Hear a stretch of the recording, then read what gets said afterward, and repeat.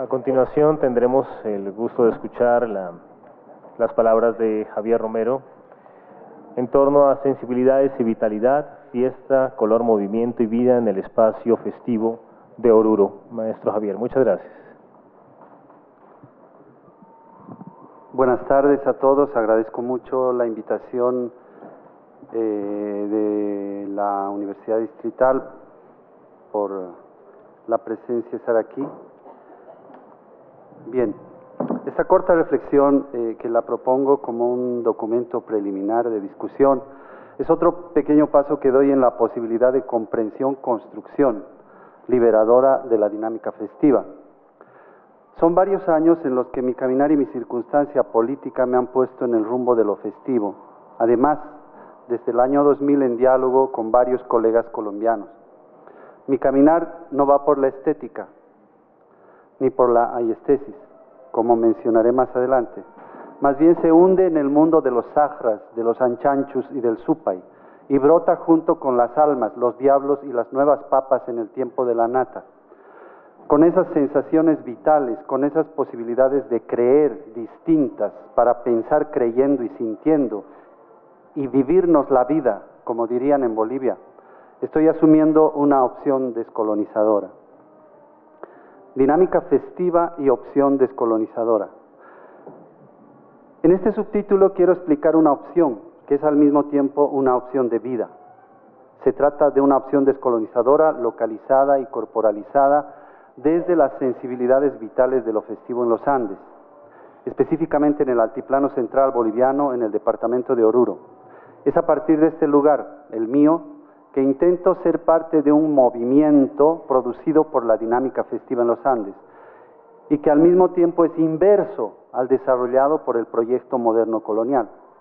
Esto tiene que ver con dos temas. El primero se refiere a la forma de aproximación a la dinámica festiva y el segundo tiene que ver con una forma de comprensión y construcción de la realidad. Nos estamos refiriendo a dos cosas que son complementarias, la una con la otra, y ambas tienen que ver con el proceso de conocimiento, que es el punto central que nos permite discutir la diferencia entre estética y sensibilidad. En el primer caso, cuando decimos aproximación, la entenderemos como un desplazamiento que permite la posibilidad de percepción lo más clara posible de un determinado proceso o circunstancia particular que se da en la realidad. Aquí es importante aclarar que este desplazamiento siempre está condicionado por las particularidades del sujeto que despliega ese desplazamiento. Lugar, cosmovisión, sexo, género, etnia, generación, religión, etc. Que se refieren a un locus de enunciación a partir del cual se dan otras posibilidades de construcción de conocimiento. Entonces, es a partir de esas particularidades que es posible desarrollar un tipo de aproximación y no otro, y con esto una forma de construir conocimiento y no otra. Para el caso de la dinámica festiva en los Andes bolivianos, he detectado tres tipos de aproximaciones como posibilidades de producción y reproducción de la dominación colonial. Como posibilidades de producción, la primera desplegada desde el siglo XVI, siendo la única incluso hasta el siglo XX, que la he denominado colonialidad como demonización. La segunda, desarrollada durante el siglo XX, que sería la colonialidad como mercantilización. Y la tercera, que se ha desplegado desde la última mitad del siglo XX, que la estoy llamando colonialidad e ideologización. Esto lo desarrollo en otro ensayo que lo terminé hace poco.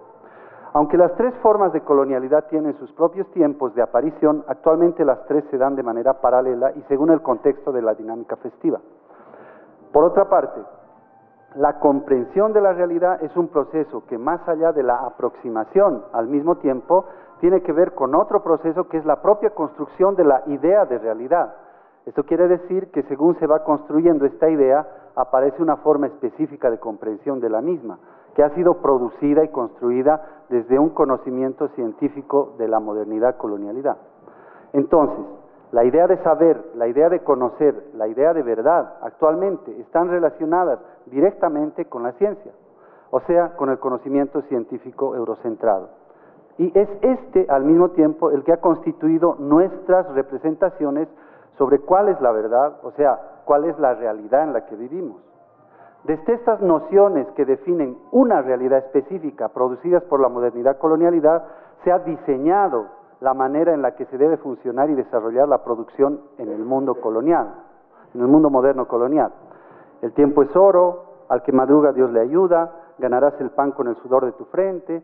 Estas son algunas de las frases, entre muchas otras, que constituyen a nuestras representaciones para ser más productivos. Y es en este contexto, en el marco de esta realidad y no de otra, que lo festivo es algo retrógrado, perjudicial y además considerado como parte de los pueblos que no han evolucionado y que todavía no son dignos de ser denominados como civilizados. Se trata de una manera particular de situar las formas sensibles de lo festivo en el contexto de esta realidad construida por la modernidad colonialidad, como parte de la naturaleza, pero con la connotación de atraso, como premodernas y o primitivas. En relación a lo anterior, vale la pena pensar si estamos de acuerdo con esa forma en la que se ha construido la realidad desde el conocimiento científico de la modernidad colonialidad. Y además, si estamos de acuerdo con la manera en la que se ha pretendido definir un horizonte específico de realidad, que además ha tenido pretensión de universalidad. Este proceso de reflexión me ha permitido definir mi propia opción como descolonizadora, en el sentido epistémico, pero sobre todo político. Digo lo anterior porque el conocimiento científico eurocentrado ha subsumido al conocimiento como sensibilidad, ha degradado al conocimiento como fe y ha glorificado al conocimiento como razón. En este proceso gradual y desplegado en varios siglos se ha instituido una forma de verdad que la modernidad colonialidad ha querido imponer como ciencia universal. Junto con Raymond Panikkar pienso que la ciencia moderna es un opus rationis, un monumento genial de la razón humana basada en la mensurabilidad, por tanto en la cuantificabilidad de lo real. Eso dice Raymond Panikkar. Es este el proceso en el cual se ha construido una idea de verdad, y este proceso se ha desarrollado sola y únicamente desde la dimensión del pensar, o sea, desde la razón. El ser humano tiene tres formas de contacto con la realidad, hasta donde yo conozco. Una es a través de la razón, la otra es a través de la sensibilidad y la tercera es a través de la fe. El conocimiento científico de la modernidad colonialidad ha privilegiado una de ellas, la razón, y actualmente es a partir de esta forma de contacto con la realidad que se privilegia el pensar, y con esto se ha definido una sola posibilidad de acceder a la realidad y se han negado otras dos posibilidades, la de la fe y la de la sensibilidad. Entonces, si asumimos a la modernidad colonialidad como una opción civilizatoria, queda claro que la opción del conocimiento es el conocimiento científico eurocentrado, que privilegia la razón. Pero, ¿qué pasa si nuestra opción es descolonizadora? Entonces, para esta opción se deberá partir de otra posibilidad civilizatoria, que en mi caso particular la estoy empezando a desplegar desde aquella desarrollada en los Andes bolivianos, y además ubicada en la dinámica festiva, como posibilidad de producción de conocimiento. La diferencia de esta opción me sitúa en la intersección entre la dinámica del pensar, el creer y el sentir, para la comprensión de la realidad festiva. Esto al mismo tiempo implica un reto para las posibilidades actuales de transformación política en Bolivia desde la dinámica festiva en los Andes. Esta dinámica siempre ha tenido una especie de motor, y este es la producción y reproducción de la vida. Actualmente en Bolivia, esta dinámica interpela a la realidad construida por la modernidad colonialidad y posiciona a la vida y su posibilidad de reproducción desde una forma no escindida de pensar, creer y sentir la realidad. Esto, en palabras de Panikkar, es expresado como la posibilidad en la que sensibilidad, razón y fe puedan ser parte de una armonía necesaria para lograr sabiduría, no conocimiento ni ciencia. Esta posibilidad no escindida de pensar, el conocimiento y la vida también ha sido mencionada a su tiempo en sus propias palabras por Fausto Reinaga, en un tiempo completamente adverso en el que la razón moderna colonial todavía no estaba cuestionada como lo está actualmente. Dijo: el indio es pensamiento comunal y amor sabeísta. En este caso la idea de saber, o sea de pensar, está siempre mediada por el amor y la comunidad, y no solamente por la razón, pero sobre todo no por el individuo solipsista, como es el caso del conocimiento científico eurocentrado. Entonces, mi opción de entrada a la música, a la danza, al color y al movimiento es la fiesta, pero como dinámica festiva, y esto implica otro lugar de enunciación, un lugar en el que la realidad no está escindida, y a partir de la cual se pueden generar formas diferentes de comprensión de la realidad en la que la razón, la fe y la sensibilidad se mueven articuladas en dirección de la producción y reproducción de la vida. En el caso específico de los Andes, además no se trata solo de la vida humana, se trata de la vida de la comunidad humana, de la comunidad de deidades y de la naturaleza. Esto implica pensar en una idea de totalidad de la que una parte es nuestro planeta junto a la biosfera.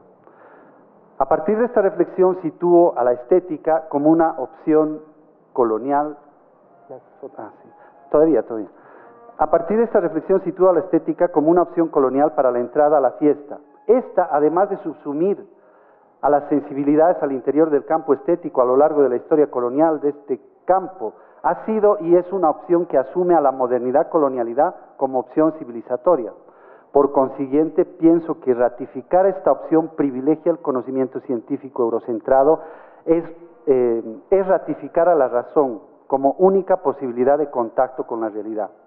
Entonces, lo que quiero poner en evidencia en esta parte es que la reproducción de la estética como opción colonial implica hacerse parte de la producción y la reproducción de la dominación colonial eurocentrada. ¿Por qué digo esto? Porque pensar la estética, desde la estética implica además una entrada por la filosofía. Y esta entrada privilegia el helenocentrismo de las filosofías políticas actuales, que siempre empezaron en Grecia e ignoraron los orígenes egipcios, semitas, fenicios, aztecas, incas, entre otros. No olvidemos que el eurocentrismo se constituye a partir de la construcción del helenocentrismo, desde el cual de manera errónea se nos ha enseñado a pensar que el origen de todo se encuentra en Grecia. Por eso tampoco asumimos la aiestesis como entrada, porque si bien esta posibilidad podría superar la idea de estética como sensación de lo bello y en relación directa con el arte, se la utiliza solamente como idea de sensibilidad y sin relación con las otras dimensiones a partir de las cuales logramos contacto con la realidad. A diferencia de lo que sucede en la dinámica festiva en los Andes, que nos permite vivir de manera articulada la sensibilidad, la fe y la razón. Ahora sí, ¿sí? Está bien. Dinámica festiva e insurgencias. La dinámica festiva en el altiplano boliviano es una exaltación a la vida y se la expresa a través de múltiples posibilidades, el color, el movimiento, el olor, el sabor, todas ellas vitales para la producción y reproducción de la vida. Al mismo tiempo, estas posibilidades sensibles sirven como vehículos de manifestación de fe y tienen su propia forma de ser racionalizadas como parte del ciclo de la vida. Esta dinámica es un movimiento ordenador. Se trata de un proceso en el que lo festivo ordena el movimiento y el ritmo de la vida en los Andes, y es en torno a lo festivo que se definen las diferentes actividades que irán cambiando en función de esa dinámica, y son las diversas actividades las que desde sus diferentes formas posibles se orientan en función de la alimentación de la vida. En este contexto racional, sensible y místico al mismo tiempo, se concreta la presencia interrelacionada de la comunidad humana, de las deidades y de la naturaleza. Las dos primeras producto de la tercera, pero no hay separación, no hay escisión, no se da la presencia ni de actores ni de espectadores. Todos son un producto natural de la Pachamama y despliegan la dinámica festiva por y para la producción y reproducción de la vida de todos ellos. Cuando uno despliega una aproximación racional o razonada a esta dinámica, no alcanza a situarse en la complejidad de sensaciones y de sentidos producidos. Entonces surgen descripciones o interpretaciones parciales, sesgadas, que finalmente reflejan una intencionalidad que solo es razonada, desde la que se ha desplegado una forma de aproximación como dominación colonial. Como ya lo dijimos, en estos casos se trata de procesos que hacen énfasis en las diferentes posibilidades de colonialidad dirigidas hacia la dinámica festiva. A diferencia de lo anterior, cuando uno despliega una aproximación que al mismo tiempo es producto de una seducción y se deja llevar por el sentido de reproducción de la vida, ya sea en el ámbito de la danza como movimiento, en el de la música, en el de los colores, en el de la comida, en el de la bebida. En este caso se trata de una aproximación no razonada. Es un proceso en el que la sensibilidad, razón y fe, las tres dimensiones de la realidad se articulan y se mueven en la propia mueven la propia existencia, interpelan el ser actor y al ser espectador, que yo y todos nosotros llevamos al estar constituidos por la modernidad colonialidad. y nos transforman en producto natural de la Pachamama, junto con aquellos otros seres humanos y no humanos que nunca separaron su constitutividad como seres de la naturaleza. Es a partir de esta dinámica festiva, que además es parte de la materialidad de la producción y reproducción de la vida, que se ha producido un movimiento de retorno a la totalidad de vida de los Andes, situándonos como parte de una corporalidad que ya no es más un individuo, es la extensión de la naturaleza entendida como otra posibilidad más de ser naturaleza entre las múltiples existentes, como una papa, una llama o un sapo, todos a su turno velando por la reproducción de la vida.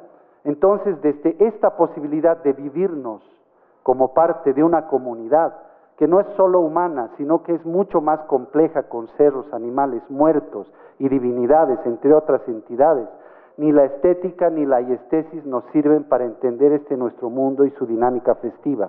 Entonces, hacerse parte de las sensibilidades vitales que la dinámica festiva nos proporciona significa vivir las sensaciones y los sentimientos articulados a las creencias y a los pensamientos. Es en esta dinámica compleja que la vida está presente como sensación, sentimiento, creencia y pensamiento. La dinámica festiva y los que participan en ella tienen la claridad de la importancia de su producción y reproducción. Por eso el momento de la fiesta en los Andes es también el momento de la disolución de conflictos entre humanos y es el momento del perdón entre humanos y no humanos. Pero eso no es todo. La ausencia de fiesta es sinónimo de muerte. Actualmente en el altiplano boliviano existen muchas comunidades abandonadas porque la posibilidad de producción agrícola ya no existe.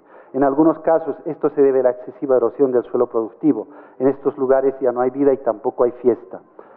En estas últimas décadas del siglo XX, por diferentes circunstancias, la dinámica festiva en Oruro se ha vuelto cada vez más compleja. Por una parte, en muchas comunidades rurales, por la imposibilidad de recibir el alimento de la tierra, como señal de ausencia de vida, y por otra, por el exagerado desequilibrio entre las posibilidades de reproducción de la vida de las comunidades rurales y las posibilidades de vida en las ciudades, se han puesto en evidencia los altos niveles de injusticia desplegados por el Estado y por la política ejercida por este.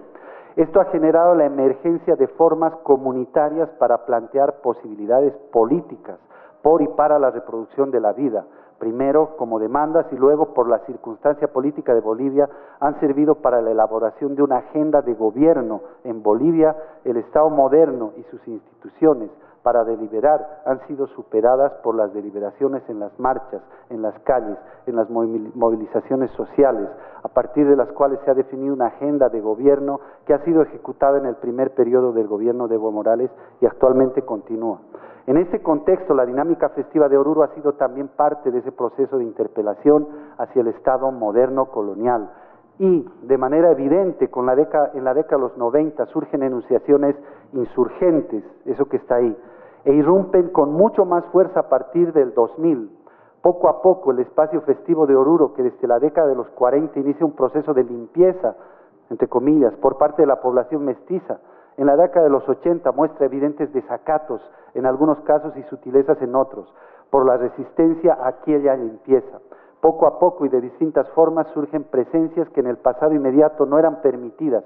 Aquella tarea, entre comillas, asumida por las clases medias desde la mentalidad colonial de limpiar, entre comillas, embellecer, comillas, mejorar, comillas, la dinámica festiva para que ésta pueda ser mejor vista, luego mejor consumida y después vendida como paquete turístico a buen precio, se veía interferida por presencias no deseadas, los indios, ¿no?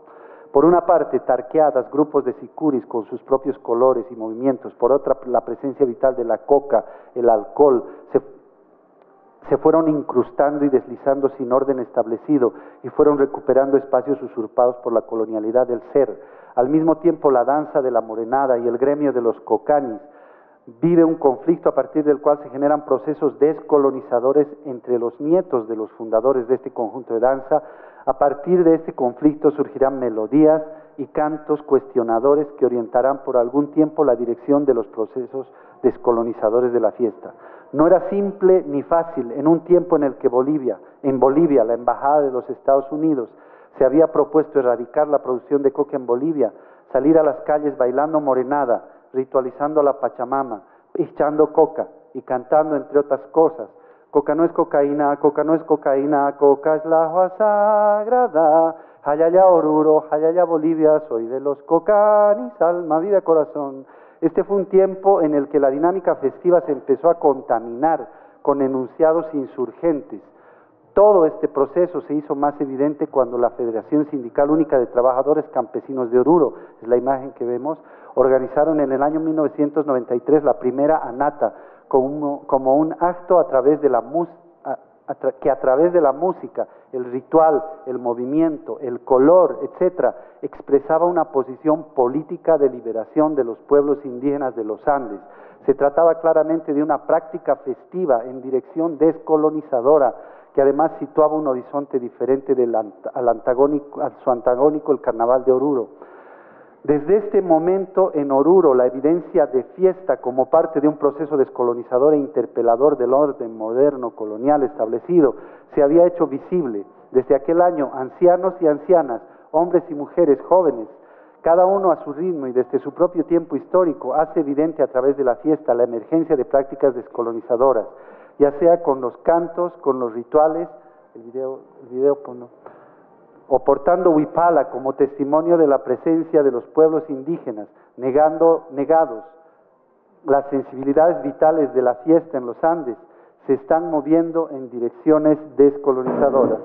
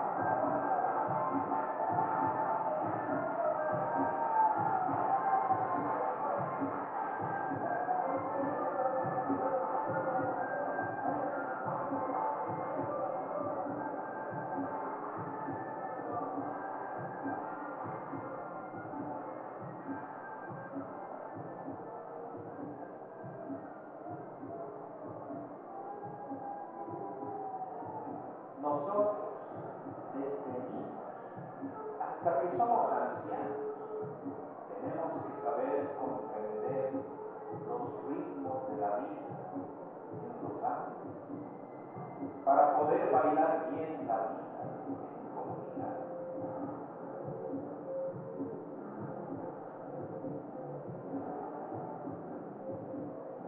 Nuestro corazón es parte de nuestra vida, con sus propios ritmos, y así todo en los Andes tiene su propio ritmo. La vida está marcada por el ritmo. Sin ritmo no hay vida. En el mundo antiguo existe una gran capacidad para bailar bien los diferentes ritmos que la vida va marcando.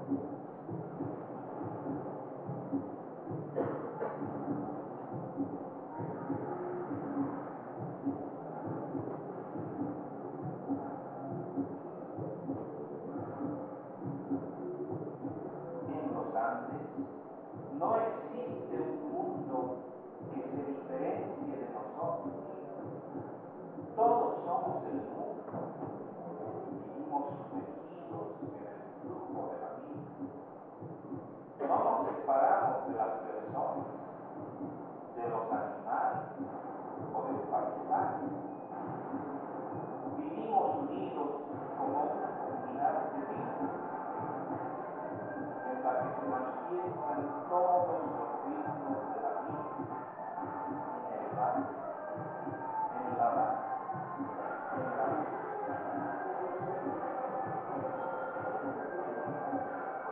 La anada es un tiempo para vivir intensamente los diferentes ritmos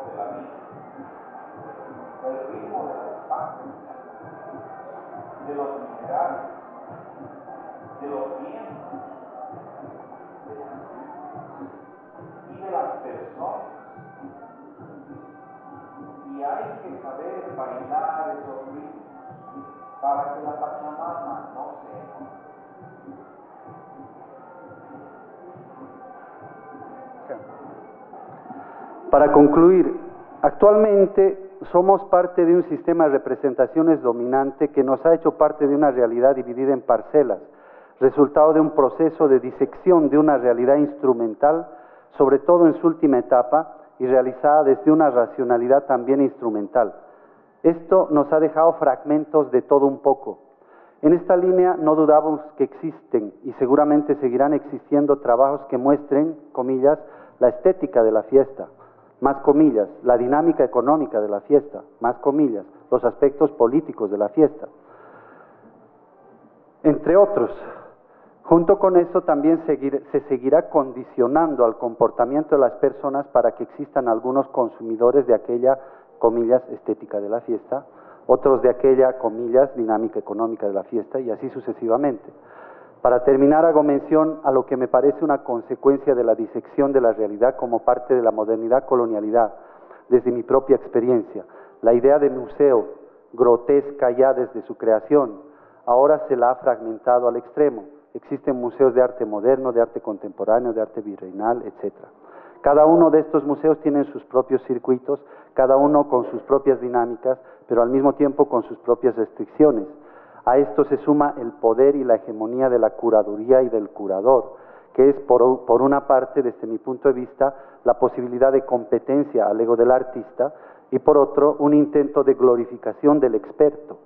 Finalmente, todo esto se cierra con los lenguajes especializados a partir de los cuales uno puede, o mejor, uno no puede, acceder a la comprensión de las obras.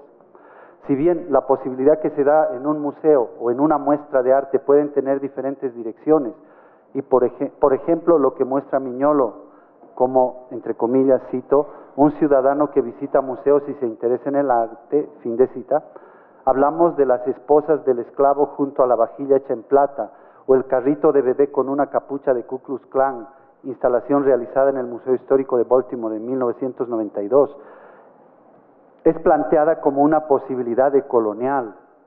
Sin embargo, lo que actualmente se está mostrando en el Museo de Arte de La Paz, Bolivia, hoy día, en una exposición que titula Los Caminos de la Escultura 1900-2010, es completamente colonial. Más allá de las obras de arte, en una de las cédulas relacionadas con las esculturas de Francis Secretán y Ted Carrasco se lee lo siguiente: se renueva la idealización del mundo indígena y su preferencia por la estética primitiva de las civilizaciones no europeas, en especial por las del continente americano.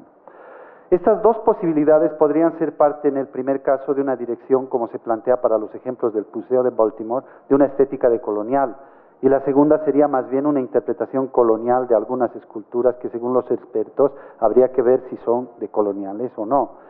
Más allá de este complicado contexto de fragmentación de la realidad en el que nos ha situado la modernidad colonialidad, me pregunto cuánto dinero circula en el mercado de consumo del sistema mundo capitalista moderno, como diría Wallerstein, por aquellas obras que se las nombra como de coloniales.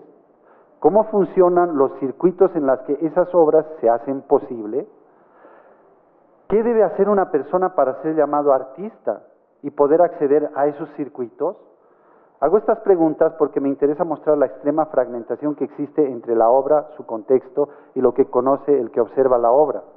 Finalmente, y retomando la dinámica festiva, me pregunto ¿qué relevancia podría tener en Bolivia una estética de colonial con artistas, museos, curadores y circuitos de arte en Bolivia? Aunque mi pregunta aparente no tiene relación con la fiesta, sino con el arte, es la posible respuesta a la que me interesa, porque en Bolivia la mayoría de la población que asiste a las fiestas rituales, que es mucha gente, conocidas también ahora como fiestas patronales, nunca o en muy poco porcentaje y en contadas ocasiones asiste a los museos y menos a los salones de arte. Entonces, desde mi propia opción y partiendo de las sensibilidades vitales explicadas anteriormente, me sitúo en la posibilidad de recomposición de la realidad y en las formas de relacionamiento con esta para construir una posibilidad descolonizadora. Y, en este camino, la dinámica festiva desplegada en los Andes bolivianos me sugiere una orientación, un horizonte y la posibilidad de producir sentidos descolonizadores. Sin embargo, esta es una tarea que tiene todavía mucho camino por recorrer. Gracias.